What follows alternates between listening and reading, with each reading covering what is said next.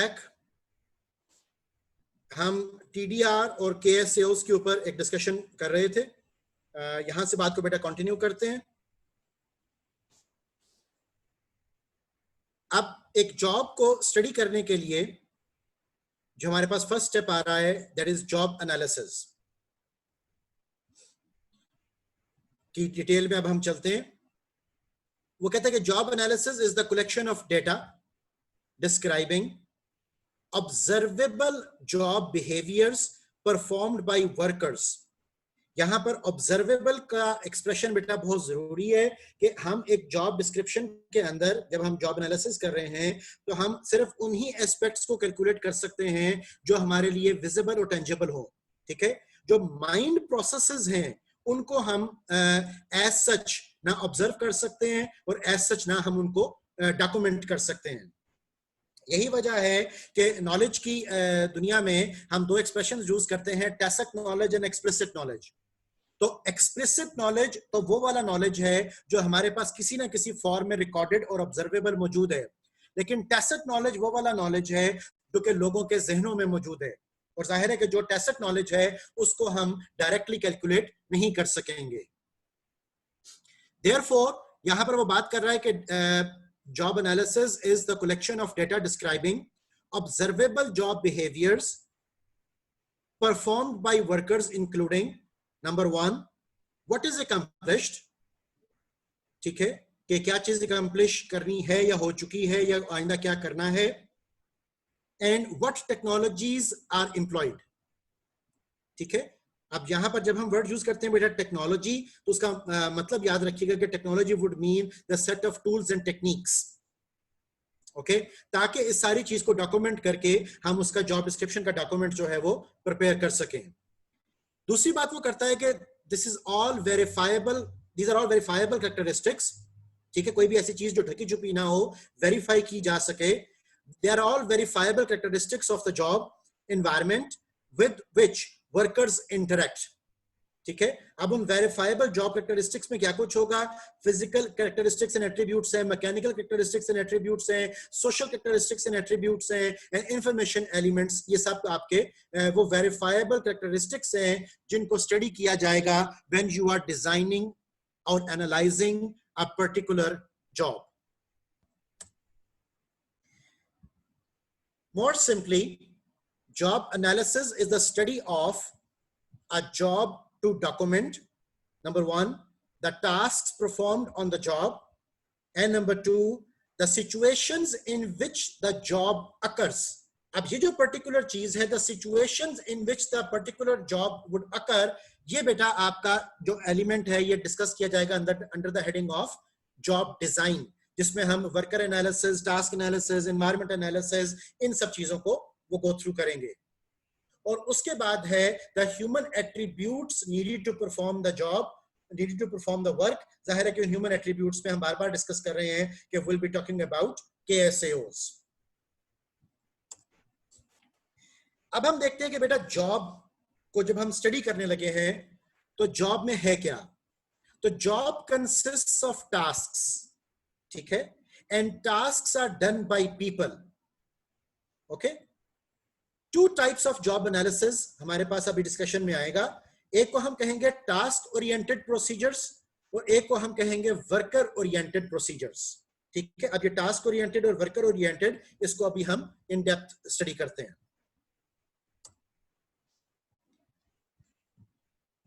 अब ये सारी इंफॉर्मेशन आप कहां से कलेक्ट करोगे? इस इंफॉर्मेशन को कलेक्ट करने के लिए देयर आर 3 मेन सोर्सेज जो आपके यहां स्लाइड्स पर लिखे हुए हैं। The first one is do it yourself, कि you yourself is the subject matter expert, और सब्जेक्ट मैटर एक्सपर्ट होने के नाते आप स्टडी कर रहे हो कि किस तरीके से आपने इस जॉब को परफॉर्म करना है। उसमें डू इट योरसेल्फ में वो कहते हैं कि develop procedures to get task information,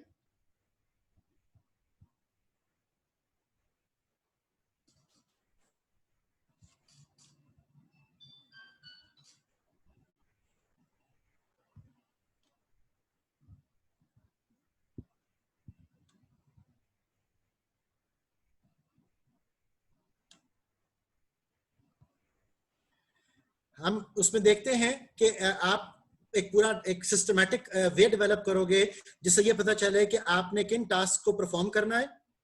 और दूसरी चीज, develop procedures to get worker information, और आप ये भी चीज डेवलप करो कि आप किस तरीके से ये आइडेंटिफाई कर पाओगे कि आपने वर्कर के बारे में, अब जाहिर आपने खुद भी वो काम किया होगा, लेकिन उसको सिस्टमैटिकली आपने डेवलप कैसे करना है। तो इन दो बातों को आपने ध्यान में रखना होगा, टास्क इंफॉर्मेशन कैसे कलेक्ट करोगे और वर्क इंफॉर्मेशन को कैसे पैटर्नाइज करोगे। उसके अलावा हम क्या कर सकते हैं, अगर आपने वो काम खुद से परफॉर्म नहीं किया हुआ तो हम कर सकते हैं एक स्टैंडर्डाइज्ड मेजर को अडॉप्ट, जैसे कि पार्टिसिपेंट डायरी एंड लॉग्स हैं, जिसमें के कोई ऐसी लॉग बुक हो जिसमें के कहीं पर आपके एसओपीज दर्ज हो, कहीं पर आपके पूरे प्रोसीजर्स दर्ज हो, वहां से भी हम इंफॉर्मेशन कलेक्ट वो कर सकते हैं। और use a job information repository, ठीक है, डिफरेंट तरह की आपको ऑनलाइन रिपोजिटरीज मिल जाती हैं, जिन रिपोजिटरीज में आपके पास जो स्टैंडर्ड जॉब्स होती हैं उनके बारे में इंफॉर्मेशन गिवन होती है। आप उन गिवन इंफॉर्मेशन के उन पूल्स में से भी, रिपोजिटरीज में से भी डाटा कलेक्ट करके अपनी जॉब रिक्वायरमेंट के मुताबिक डेवलप वो कर सकते हो।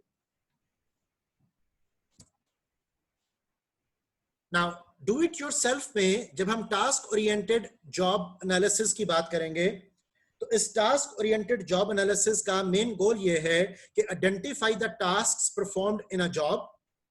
फॉर दैट पर्पस वो कहते हैं कि develop a set of task statements, ठीक है। और याद रखेंगे सारा काम लिख कर होगा, ये जुबानी कभी भी जॉब एनालिसिस नहीं होता। आपको हर एक टास्क को लिखना है ब्लैक एंड व्हाइट में, ताकि आपके पास एक पूरा रिकॉर्ड जो है वो मेंटेन हो सके। सो develop a set of task statements.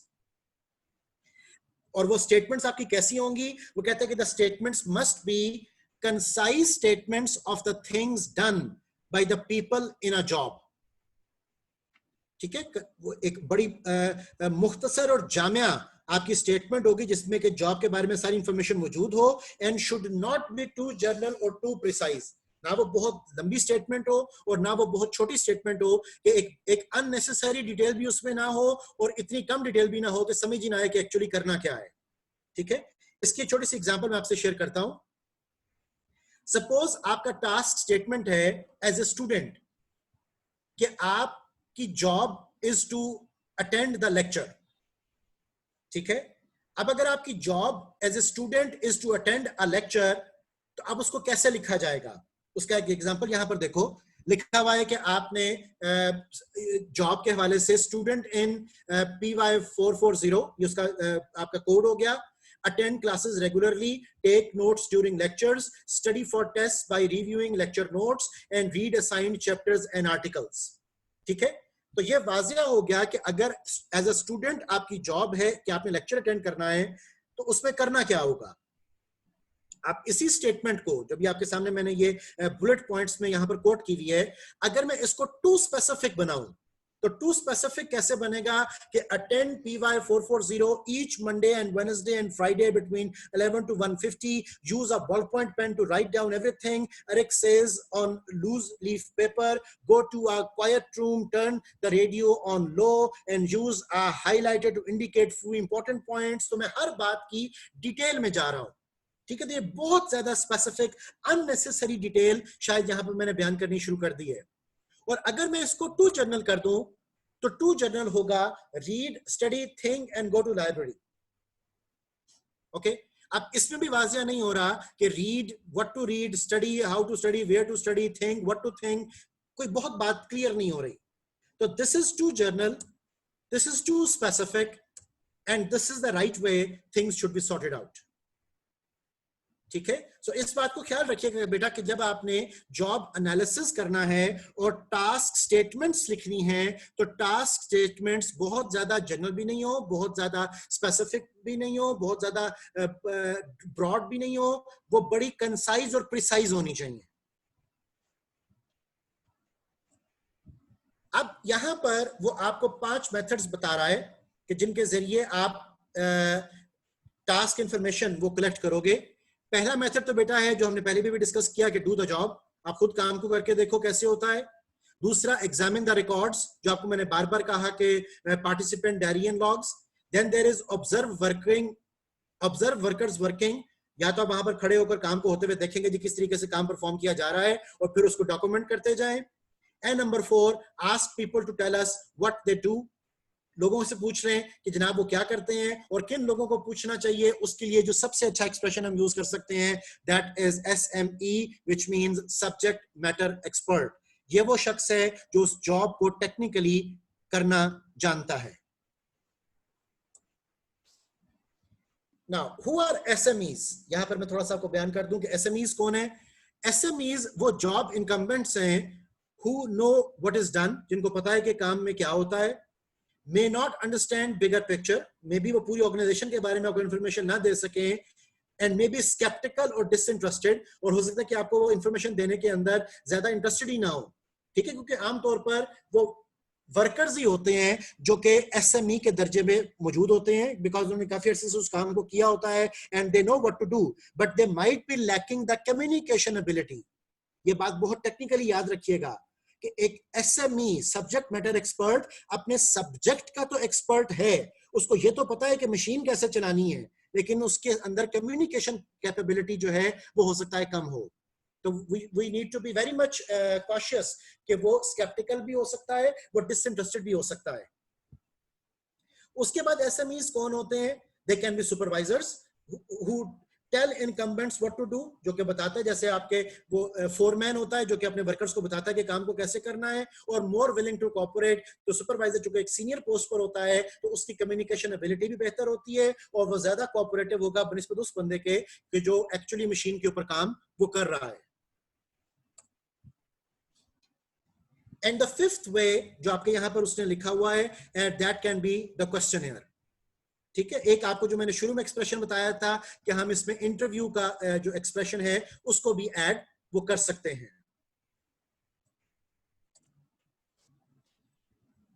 आमतौर पर जब आप ऑर्गेनाइजेशंस का ऑडिट करोगे, अपने प्रोजेक्ट के लिए भी याद रखना, वहां पर बेटा हम जो मेथड यूज करते हैं वो कंबाइंड मेथड होता है। ठीक है, आप कुछ जॉब्स को ऑब्जर्व करते हो, कुछ जॉब को क्वेश्चनर से कवर करते हो, कुछ जॉब्स को आप SME से पूछ लेते हो, कुछ जॉब्स के बारे में हो सकता है कि आप इंटरव्यूज कंडक्ट कर लो, कुछ के लिए आपको हो सकता है कि वो काम करके भी देखना हो। Therefore, combined method is the best way. Usually, more than one method is used. ठीक है, ऑफिस पुलिस ऑफिसर्स एग्जांपल, जैसे मैंने शुरू में आपसे बात की थी, अगर हमने उसकी जॉब को स्टडी करना है तो आप क्या करोगे, आप उसके करंट जॉब डिस्क्रिप्शन को देखोगे, आप एक SME पैनल को स्टडी करोगे और उनको रिविजिट करोगे बार बार, ताकि वो आपको मुख्तलिफ आपके विजिट्स में कुछ बातें डिटेल में बता सकें, और आप एक क्वेश्चनर भी हो सकता है आपको क्रिएट करना पड़े और सर्कुलेट वो करना पड़े। अब टास्क ऑर्गेनाइजेशन में जब हम एक टास्क वाइज अपनी जॉब एनालिसिस के तहत जॉब डिस्क्रिप्शन डेवलप कर रहे हैं तो उसके कुछ स्टेप्स हैं। सबसे पहले बेटा स्टेप 1 देखिए। स्टेप 1 में वो आपको कहता है कि क्रिएट टास्क कैटेगरीज। ठीक है, आप एक टास्क की कैटेगरीज बनाओ कि जी इस टास्क में आपको क्या कुछ परफॉर्म करवाना है। Put task on separate cards. हर एक टास्क को, जैसे मैंने आपको शुरू में कहा कि जी एक पुलिस ऑफिसर है, उसने इन्वेस्टिगेट करना है, उसने ऑफिस वर्क करना है, उसने FIR काटनी है, सो ये डिफरेंट क्या चीजें हैं, डिफरेंट उसके मेन टास्क कैटेगरीज हैं। फिर उन टास्क कार्ड्स को, हर कार्ड के ऊपर आपने कैटेगरी लिख ली, हर पेज के ऊपर आपने कैटेगरी लिख ली फॉर एग्जांपल। अब वो कहते हैं कि आप क्या करो, SME से उनको सॉर्टिंग करवाओ कि कहीं आपने कोई ऐसा टास्क तो एडअप नहीं कर दिया जो कि डायरेक्टली शायद उस जॉब से रिलेटेड ना हो। तो सब्जेक्ट मैटर एक्सपर्ट आपको आपके उन पेजेस को, आपके उन कार्ड्स को सॉर्ट आउट करने में हेल्प करता है। उसके बाद analyst looks for tasks consistently sorted together. और फिर जो एनालिस्ट है, जो जॉब एनालिसिस कर रहा है, वो इस बात का भी ख्याल रखता है कि सारे जो टास्क हैं वो एक खास तरतीब में, एक खास पैटर्न के अंदर वो अरेंज्ड भी हो और उनमें से कोई भी चीज मिसिंग जो है वो ना हो रही हो। एक और चीज जो इंपॉर्टेंट हमें ऑब्जर्व करनी होगी इस हवाले से, वो ये है कि तमाम टास्क जो हैं वो आपस में भी किसी ना किसी हवाले से लिंक्ड और एसोसिएटेड हो। ठीक है, कहीं पर आपकी टास्क ओवरलैपिंग ना आ रही हो दो जॉब्स के दरमियान, वरना क्या होगा, आपके टास्क कॉन्फ्लिक्ट्स जो हैं वो अकर होने शुरू हो जाएंगे। स्टेप 2,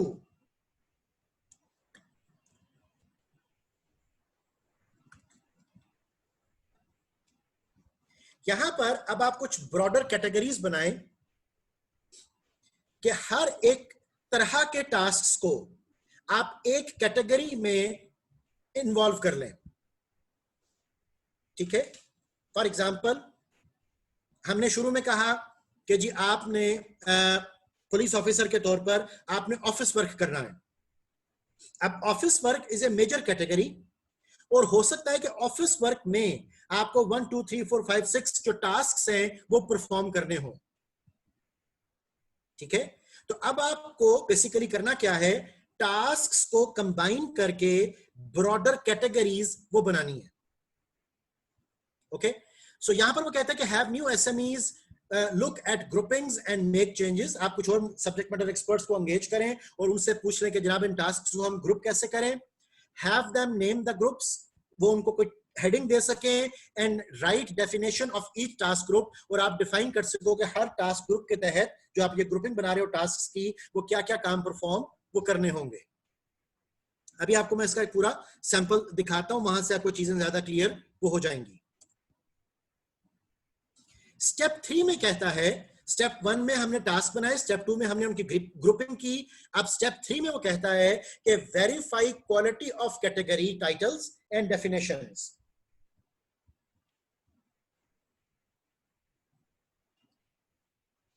ठीक है, verify quality of the category titles and definitions. यहां पे वो बेटा कहता है कि new panel looks at definitions and sorts tasks into these groups. आप वेरीफाई चूंकि करवा रहे हो, तो हो सकता है कि एक टास्क को किसी और ग्रुप या कैटेगरी में जाना हो, आपने उसको किसी और ग्रुप और कैटेगरी में रखा हुआ हो, तो एक और पैनल ऑफ एसएमईज जो हैं, जो सब्जेक्ट मैटर एक्सपर्ट्स हैं, वो आपको वेरीफाई करने में मदद दे देंगे कि क्या ये टास्क इसी कैटेगरी का है कि किसी और कैटेगरी का है। Analyst evaluates extent to which all people put task into a same pile, and which is called now retranslation. Retranslation basically verification का स्टेप है। उसके बाद वो कहता है कि आप टास्क रिडक्शन करें, बिकॉज बाज़ ये होता है कि जब आप टास्क एनालिसिस कर रहे हो, आप टास्क को ऑब्जर्व कर रहे हो, बहुत से लोगों का डाटा आपने कलेक्ट किया हुआ है, तो आप एक बहुत बड़ी डिटेल जो है वो क्रिएट कर लेते हो, और हो सकता है कि वो बड़ी डिटेल जर्नलाइज ना हो सके सबकी जॉब्स के लिए। तो what you need to do is go for task reduction. अब इसमें आप क्या करोगे, वो कहते हैं कि now we have organised but still have too many tasks to deal with, so want to reduce the task, identify the key tasks in each group। ये आपको वो स्टेप मैं बता रहा हूं जिसमें आपको मैंने कहा था कि आप हायरार्की ऑफ प्रायोरिटी अरेंज कर लो, और जो हाईएस्ट प्रायोरिटी टास्क हैं उनको पहले कोट करने की कोशिश करो। हो सकता है कि जब आप हाईएस्ट प्रायोरिटी टास्क को पुट कर लो, तो बाज टास्क जो कि प्रायोरिटी ना रखते हो आपकी उस जॉब की कैटेगरी से निकल भी जाएं, ठीक है।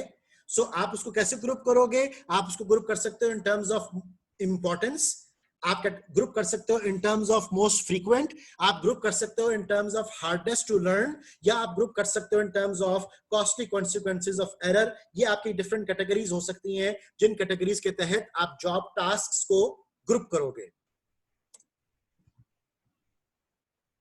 अब आपने अगले स्टेप में get ratings of tasks from SMEs से आप उसकी रेटिंग करवा लो ताकि दोबारा से रिकन्फर्मेशन हो जाए। आप अपने रिजल्ट्स को फाइल करो और एक पूरी टास्क लिस्ट जो है वो प्रिपेयर कर लो। अब इस सारे काम के आपके पास आउटकम्स क्या होंगे, वो कहते हैं कि so what do we have after all this work. हमारे पास कैटेगरीज बन गई, और हर कैटेगरी में हमारे पास लिस्ट ऑफ टास्क उनकी रेलिवेंट इंपॉर्टेंस और फ्रीक्वेंसी के मुताबिक वो आ गए।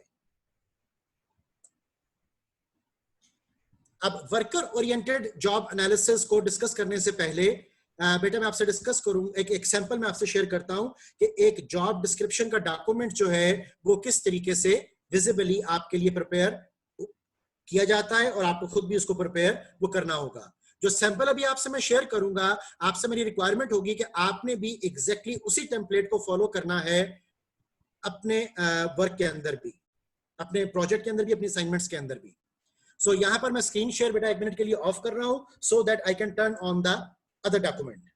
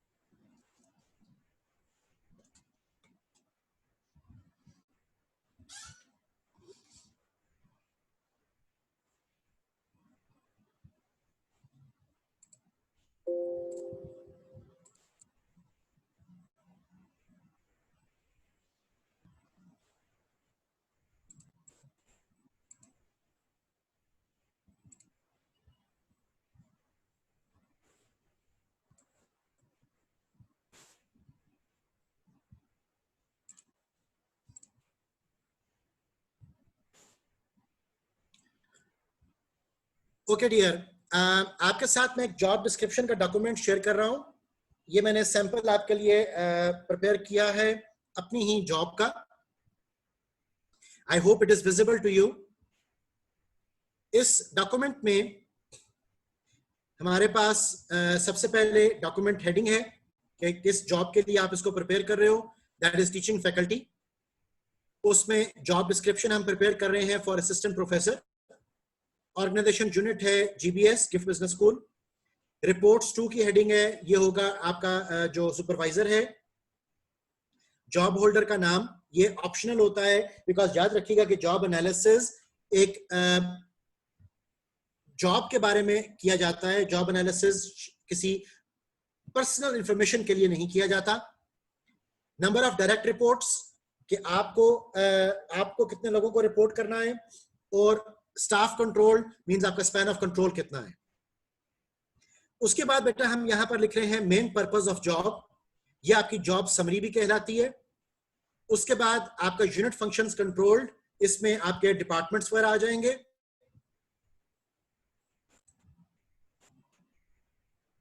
अब यहां पर ये जो आप 4 हेडिंग्स देख रहे हो, की रिजल्ट एरियाज, चैप्टर के मुताबिक ये वो कॉन्सेप्ट है जिसको मैं कह रहा था कैटेगरीज। ठीक है, सो एक असिस्टेंट प्रोफेसर की जॉब में जो मेन रिजल्ट एरियाज है, मेन कैटेगरीज ऑफ जॉब है, दे can be teaching and training, they can B research and projects, that can be industrial linkages, it can be administrative assignments. ठीक है, उसके बाद हर एक ये जो की रिजल्ट एरिया है, जो मेन कैटेगरी है, उसके आगे लिखा हुआ है एवरेजेस। एवरेजेस का मतलब है कि इन 4 कामों को एक टोटल जॉब ड्यूटी में से किस प्रायोरिटी में और कितनी देर तक के लिए परफॉर्म करना है। फॉर एग्जाम्पल, एक असिस्टेंट प्रोफेसर की जॉब में 70% of the time is teaching and training, 10% of the time is research and projects, 5% of the time, ये ऑफिशियल वर्किंग आवर्स के हवाले से हम बात कर रहे हैं, is industrial linkages, 15% of the time is administrative assignments. और ऑब्वियसली इन तमाम एवरेजेस को, इन टाइम एलोकेशंस को, इन प्रायोरिटीज को आप तब्दील भी कर सकते हो। This is just for an example. अब की परफॉर्मेंस एरियाज में हम इन मेन कैटेगरीज को, मेन आपके जॉब कंपोनेंट्स को वो एलेबोरेट कर रहे हैं फर्दर। ठीक है, ये एसएमई की हेल्प से हमने इसको प्रिपेयर किया कि ये किस तरीके से उसमें हमें काम को परफॉर्म करना है, उसके परफॉर्मेंस स्टैंडर्ड्स क्या होंगे। तो फॉर एग्जांपल यहां पर वो कहते हैं कि teaching and training 70% of the time आपको करना है इस जॉब में, तो उसका की परफॉर्मेंस एरिया होगा कि develop course contents as per the latest trends of industry and research, ensure the appropriate delivery of those contents and develop suitable criteria of evaluation. ठीक है, इसी तरह रिसर्च एंड प्रोजेक्ट्स में वो कहते हैं कि involve in contemporary academic and industrial research, supervising industrial projects and business plans. Industrial linkages में वो कहता है which is 5% case studies, consultation, corporate training, internship etcetera. उसमें हम ट्रेनिंग्स कंडक्ट करेंगे, हम डिफरेंट कॉर्पोरेट रिलेशंस डेवलप करेंगे। एडमिनिस्ट्रेटिव असाइनमेंट्स में वो कहता है कि बैच एडवाइजरी, कमेटी कन्वीनर और member, industrial visits, exam invigilation, आपके क्लब्स के मेंबर होना, स्टूडेंट इनटेक, इंटरव्यूज करना, ये सब क्या है, ये एडमिनिस्ट्रेटिव वर्क है जो कि एक असिस्टेंट प्रोफेसर की जॉब में मौजूद होगा। अब आपने की रिजल्ट एरियाज, ये बेसिकली डिपार्टमेंटल थे, इनको ट्रांसलेट किया इनटू की परफॉर्मेंस एरियाज। ये आपकी मेन कैटेगरीज हैं, कैटेगरीज में ये आपके डिटेल्स हैं कि ये टास्क इनको परफॉर्म करने हैं, और अब इन टास्क्स को हम क्वांटिफाई कर रहे हैं in terms of key performance indicators. ठीक है, अब की परफॉर्मेंस इंडिकेटर्स में फॉर एग्जांपल हमारे पास पहला जो जॉब कैटेगरी थी, it was teaching and training. उसके हवाले से हमने इसको क्वांटिफाई किया कि develop and teach and evaluate at least 6 courses as per university policy, maintaining 2.5 overall grade point average of the class. ठीक है, अब इस सेंटेंस को हमने कोशिश की कि मैक्सिमम हम स्मार्ट बना सकें, स्पेसिफिक हो, मेजरेबल हो, अटेनेबल हो, रियलिस्टिक हो और टाइम फ्रेम्ड हो, ताकि at the end of the year जब आपने परफॉर्मेंस अप्रेजल करना है तो परफॉर्मेंस अप्रेजल में आपके पास मेजरेबल कॉन्टेक्स्ट में इंफॉर्मेशन वो मौजूद हो। ठीक है, सो एक जॉब की जो बेसिक कंपोनेंट्स हैं वो यहां पर पूरे हो जाते हैं। इसके बाद इन्हीं कंपोनेंट्स को आगे हम थोड़ा सा डिटेल में कोलैबोरेट करते हैं, जो कि मैंने यहां पर लिखा कि आपके टीडीआरस क्या हैं। अब टीडीआरस एक्चुअली ऊपर बताए गए केआरए, केपीए और केपीआईज की ही आगे फर्दर डिटेल है, ठीक है। और हो सकता है कि ये जो आपकी डिटेल है it can go up to couple of pages, ठीक है। जॉब एनालिसिस के एंड पर हम कुछ सिग्नेचर्स यहां पर एड अप करते हैं, जैसे कि रिव्यू एंड एक्सेप्टेंस के लिए created and amended bye, review and accepted by HR, review and accepted by HOD, discuss with job holder and accepted. ये सब चीजें आपकी at the end of the जो आपका जॉब डिस्क्रिप्शन का डॉक्यूमेंट है वो यहाँ पर ये सिग्नेचर्स और ये डेट्स जो हैं मेंशन की जाएंगी। इसमें एक बहुत इंपॉर्टेंट चीज है और वो है नेक्स्ट रिव्यू डेट, ठीक है। आप इसमें ये भी मेंशन करते हो कि आपने दोबारा इस सारे प्रोसीजर को, सारी एक्टिविटी को कब रिविजिट करना है, कब आपने रीवैल्यूएट करना है अगले माली साल के लिए, ताकि कहीं पर किसी जॉब के अंदर नंबर ऑफ टास्क ज्यादा या कम वो ना हो, टास्क कॉन्फ्लिक्ट्स ना आ रहे हों। जॉब डिस्क्रिप्शन के इस डॉक्यूमेंट में यहां ऊपर हमारे पास एक पोर्शन है, दिस वन, जिसमें वो आपको शो कर रहा है knowledge, skills and personal qualities, ठीक है। तो यहां पर ये जो आपके 3 मैंने यहां पर कॉलम्स ऐड किए हैं, ये बेटा आपके डायरेक्टली जॉब स्पेसिफिकेशन से रिलेटेड जो इंफॉर्मेशन है वो यहां पर कोट हो रही है, ठीक है। और जॉब डिस्क्रिप्शन और जॉब स्पेसिफिकेशन जो है ये सारी की सारी आपकी एक ही डॉक्यूमेंट के अंदर प्रिपेयर वो की जा सकती हैं।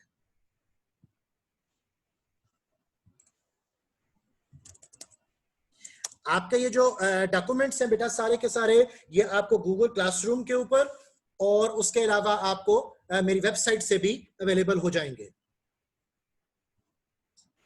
आपने जो अपना प्रोजेक्ट करना है और आपकी जो फर्स्ट टास्क असाइनमेंट भी मैं आपको दूंगा आज, आपको पोस्ट हो जाएगी गूगल क्लासरूम के ऊपर, उसमें भी बेटा आपने इसी फॉर्मेट को यूज करना है जॉब डिस्क्रिप्शन का डॉक्यूमेंट वो प्रिपेयर करने के लिए। अगर आपका इस जॉब डिस्क्रिप्शन के अंदर कोई क्वेश्चन है तो बेटा पूछ लीजिए। अगर आपका जॉब डिस्क्रिप्शन का ये डॉक्यूमेंट बेसिकली आपको क्लियर है तो अब हम वापस स्लाइड्स की तरफ ऊपर चलते हैं। अगर कोई क्वेश्चन है बेटा तो पूछ लो, आपको मैं 1 मिनट दे रहा हूं।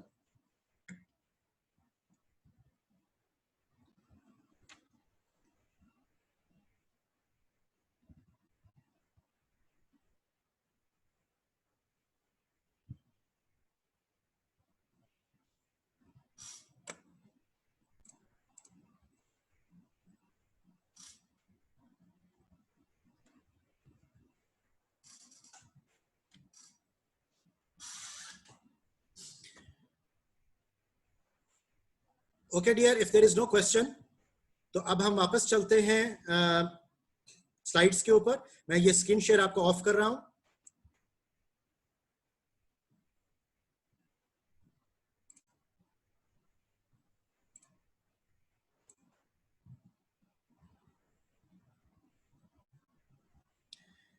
ये हमारे पास वर्कर ओरिएंटेड जॉब एनालिसिस की अब डिटेल आ रही है। इसमें आपका ऑथर कहता है कि seeks to identify human attributes essential for job in performance, जिसमें हम knowledge, skills, ability and other characteristics, other personality traits इनको कैलकुलेट वो करते हैं। नॉलेज के बारे में वो कहते हैं कि specific information people need to do the job, ठीक है, जिसको मैंने 3 E's के हवाले से डिस्कस किया था, एक्सपीरियंस, एक्सपोजर और एजुकेशन। यहां पर जो आपको इंफॉर्मेशन दी जा रही है उसमें वो कहते हैं कि accountants need knowledge of basic principles of accounting, carpenters need knowledge of the strength of different types of wood, ठीक है, and these all can be needed at time of hire, और अगर आपके पास कोई पर्टिकुलर स्किल मिसिंग भी हो तो उसके बारे में फिर हमें ट्रेनिंग वो देनी होगी। स्किल्स के बारे में जो इंफॉर्मेशन है वो ये है कि proficiencies needed to perform a task, ठीक है, ये तो टाइपोग्राफिक एरर है. Proficiencies needed to perform a task, things you can get better at with practice, आपको जो वक्त के साथ आप चीजें सीख लेते हो. एग्जांपल्स दैट अकाउंट्स की जो जॉब है need skills in adding machine operations, ठीक है, और carpenters need skill in using nail guns. तो डिफरेंट तरह के काम हैं जो आपको आने चाहिए. एबिलिटीज के बारे में यहां पर कहा जा रहा है कि capabilities to do or learn to do job tasks. For example accountants need math abilities, carpenters need special abilities जिसमें कि measurements आपका वो आ जाते हैं. abilities are different from skills. किस तरह से कि skills involve several abilities and skills are practicable जो demonstrate की जाती हैं and abilities are more innate. ठीक है, कि क्योंकि जब तक आपकी ability demonstrate नहीं होगी उस वक्त तक आप अंदाजा नहीं लगा सकते कि वो ability आपके पास है या ability नहीं है. अब abilities को वो कैटेगराइज करता है डिफरेंट पोर्शंस में. For example there can be cognitive abilities, जिसका मतलब होगा involve thinking and processing information. There can be psychomotor abilities, involve accuracy and speed of movement. There can be spatial abilities, which means seeing things in your mind and mentally manipulating them in space. And it can be physical abilities associated with bodily strength and flexibility. Other characteristics में जब हम पहुंचते हैं तो जाहिर है कि personality is the main thing we have to calculate. For example, वो कहता है कि accounts need to maintain high levels of effort even when the work is boring. और जाहिर है कि ये वही बंदा कर सकेगा who is more introvert by nature, who is having the higher scores of conscientiousness. Carpenter needs to have friendly interaction with customers, वो extrovert हो, उसमें ज़ाहिर है कि other skills भी होनी ज़रूरी होंगी. So personality की evaluation में हम जो चीजें evaluate करते हैं वो क्या होगा, वो कहते हैं कि like abilities, long history of personality over the period of time एक शख्स की personality वो develop करती है. Organized hierarchically उसकी personality के different aspects को, कि उसमें स्पेसिफिक बिहेवियर्स उसके क्या हैं, उसकी नैरो ट्रेट्स क्या हैं, उसकी ब्रॉडर ट्रेट्स क्या है. तो इन सब चीजों को आप इन्वेस्टिगेट करोगे और उसके लिए डिफरेंट मॉडल्स, डिफरेंट मेथड्स हम यूज कर सकते हैं. जैसे आपको मैंने पहले रेफरेंस दिया था MBTI का, आपको मैंने कहा था कि बिग 5 कैलकुलेट कर लो, लोकस ऑफ कंट्रोल कैलकुलेट कर लो, मैकविलियनिज्म कैलकुलेट कर लो, सेल्फ एस्टीम कैलकुलेट कर लो. तो ये सब चीजें आपके एक शख्स की पर्सनैलिटी की वैल्यूएशन में काउंट वो हो रही होंगी. अब जब टेक्निकली आपने वर्कर ओरिएंटेड जॉब एनालिसिस में, जिसको हम जॉब स्पेसिफिकेशन का नाम भी देते हैं, आपने KSAOs कैलकुलेट करने हैं, तो वो कहता है कि fundamental building blocks are KSAO statements, जिसमें क्या बताओगे कि नॉलेज ऑफ क्या रिक्वायर्ड है, स्किल्स इन इसके पास कौन कौन सी हैं, एबिलिटी टू क्या परफॉर्म कर सकता है, एंड लाइकवाइज. जो KSAOs की इंफॉर्मेशन है, it is harder to get that information because job के बारे में तो आपने क्वेश्चनियर इंटरव्यू किया, ऑब्जर्वेशन की और लिख लिया, लेकिन KSAOs एक ऐसा एलिमेंट है जिसके बारे में इंफॉर्मेशन कलेक्ट करना वो ज्यादा टेक्निकल होता है. तो अब हम क्या मेथड यूज कर सकते हैं? We can either do the job by our own self, examine the records, observe the job और इंटरव्यू द पीपल, या आपके पास डिफरेंट मेथड्स वो होंगे. क्वेश्चनियर के बारे में वो कहता है कि ये सबसे पॉपुलर मेथड अभी तक हम काउंट कर रहे हैं. Far fewer possible KSAOs then tasks आपको सॉर्ट आउट करने होते हैं. We have knowledge about types of KSAOs. हम डिफरेंट टेक्सोनॉमीज को यूज कर सकते हैं एक जॉब को स्टडी करने के लिए. टेक्सोनॉमीज जो कि डिफरेंट पर्सनैलिटी एस्पेक्ट्स को इन्वेस्टिगेट करने में आपको हेल्प करती हैं. For instance we know a lot about the basic human abilities, और उन बेसिक ह्यूमन एबिलिटीज को हमने इन्वेस्टिगेट कर लिया through the questionnaire.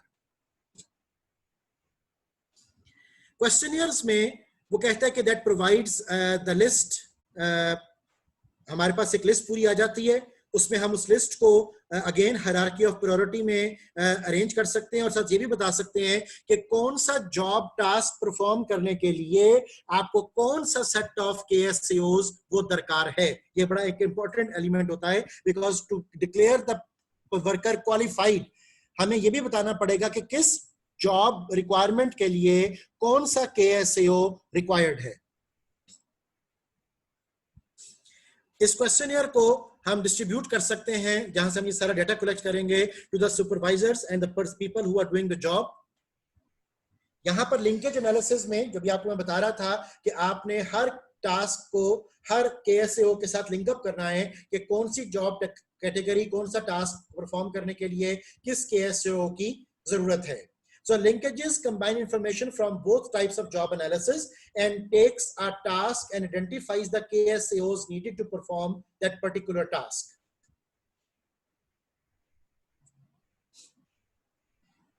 For example, मैंने शुरू में जैसे एक पुलिस ऑफिसर की बात की थी, यहां पर मैं आपको एक एग्जांपल कोट कर रहा हूं एक डिटेक्टिव की। डिटेक्टिव ने कुछ इन्वेस्टिगेशंस वो लॉन्च करनी है। अब इन्वेस्टिगेशंस को लॉन्च करने के लिए उसके पास किस किस्म के एस्पेक्ट्स होने चाहिए, क्या कुछ वो करना उसको करना होगा।